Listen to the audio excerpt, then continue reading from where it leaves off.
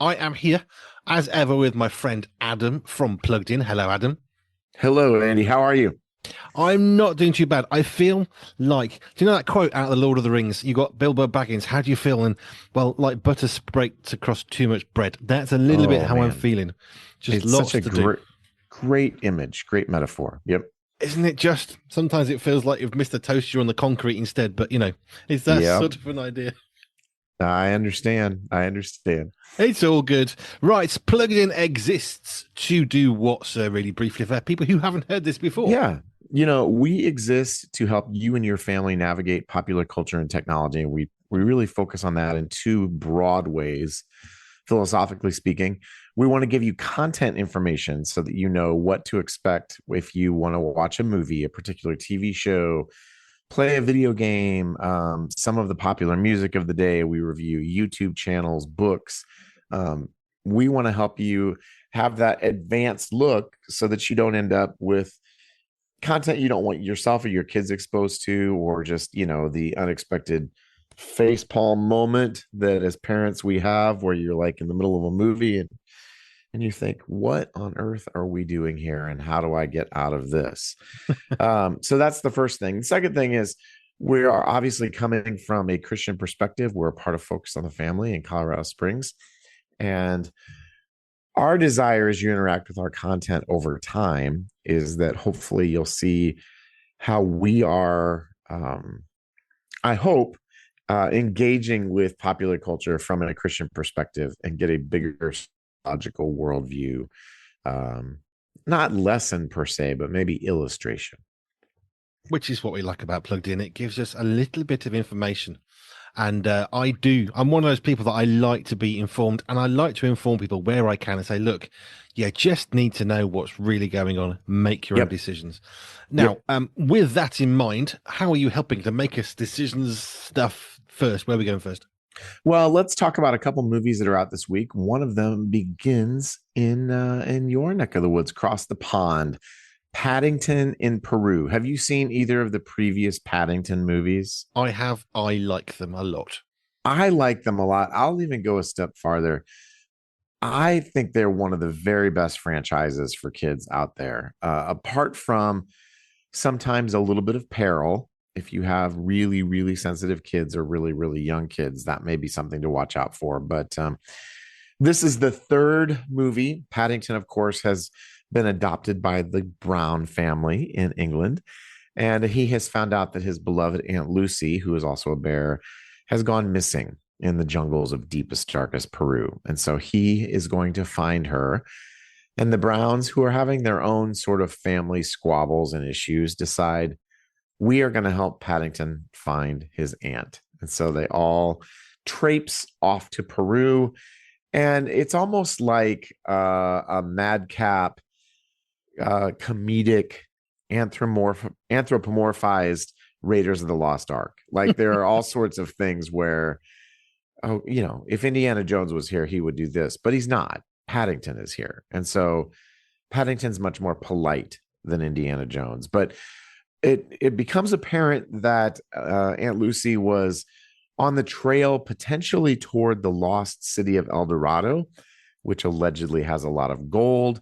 So other people who are offering to help them also have ulterior motives because they're looking for the gold too. So it's a lovely franchise. And I think if you've seen the first two, you've got a great idea of what to expect here.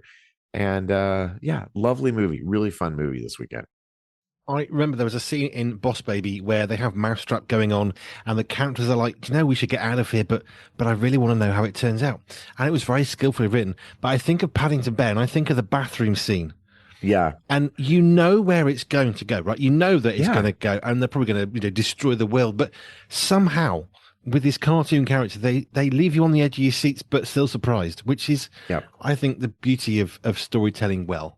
Yeah. There's a sense of wonder and innocence. And man, in our world today, Andy, I think both of those are in short supply. A lot of times we have cynicism and tawdriness, but it feels like a throwback to the way kids' movies used to be. Awesome. What else have we got? And then I'll do this one more quickly. We have Captain America, Brave New World. Marvel trying to reestablish its mojo.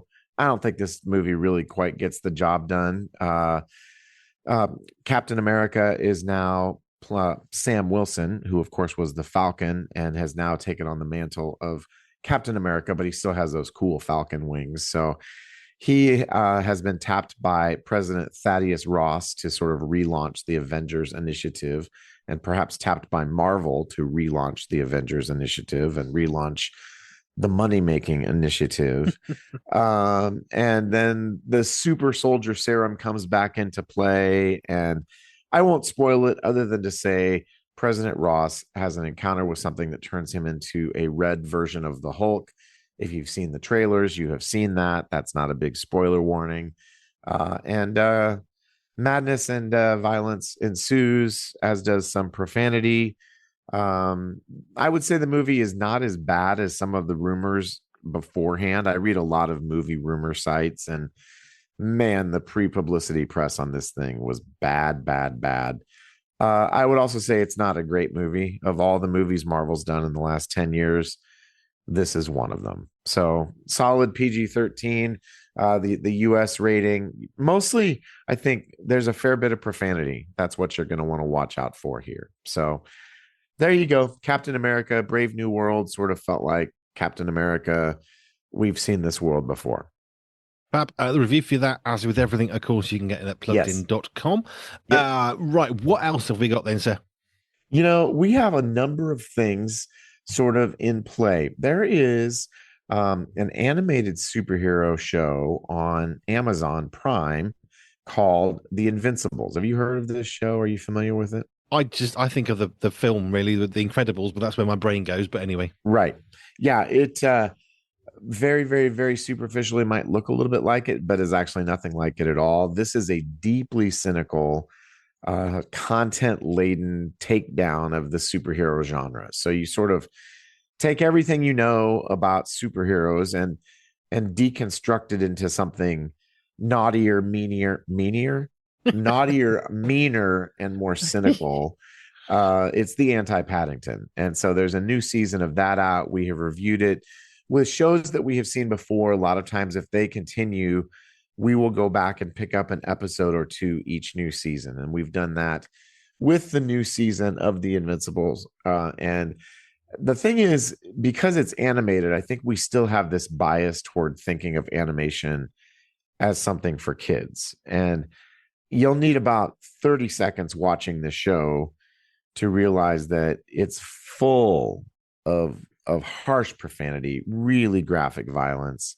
And it's animated, but man, this is not a kids show. So for those who are not in the loop on that, Invincible is something that you probably want to say, yeah, no thanks, we're going to pass on that.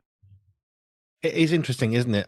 Things like South Park, which became the mainstay, were very much not suitable for children, for all sorts of reasons because of some of the content. But of course, you see a cartoon, cutesy Yep. little characters, you think, oh, great, this is for children. And then you realize, no, this really No, isn't. no, it's not. And it, on one hand, it's not surprising because after you get the same kind of story over and over and over and over again, it's sort of ripe for satire. It's ripe for subversion. This is a subversive kind of superhero story. Mm. But I don't like things that I have otherwise enjoyed being subverted, right? It feels mean spirited to me. So that said, it's gotten a lot of critical buzz, and you'll find a lot of people who love it, but I don't, and certainly Plugged In doesn't either. Fair enough. And I think we've got time for one more. Well, let's talk about Alan Becker, which is a YouTube channel and really, really, really early sort of in the YouTube pantheon. Alan Becker in 2006 had a video called Animator versus Animation. And it was a very crude, not in a naughty way, but, very unartful way, a stick figure sort of attacking the animator who created him. And this was one of those early videos that went totally viral as people realized, you know what, this new YouTube medium enables us to do things that nobody's ever done before. So Alan Becker is still around, and he's still creating new videos in this series. And they have a quartet of these stick figures called the Fighting Stick Figures, very imaginative names. And their names are red, blue, green, and yellow. So pretty creative stuff. But we do get some religious references that are a little bit not quite profane, but I'm not sure what the right word is, playing around with some of those spiritual ideas, and then some mild profanities or playing with them. So it's not quite perfect, but it's not terrible in terms of content. And I think, again, YouTube is one of those places where we're seeing, especially young people who are growing up with this technology, it can be an inspiration for them.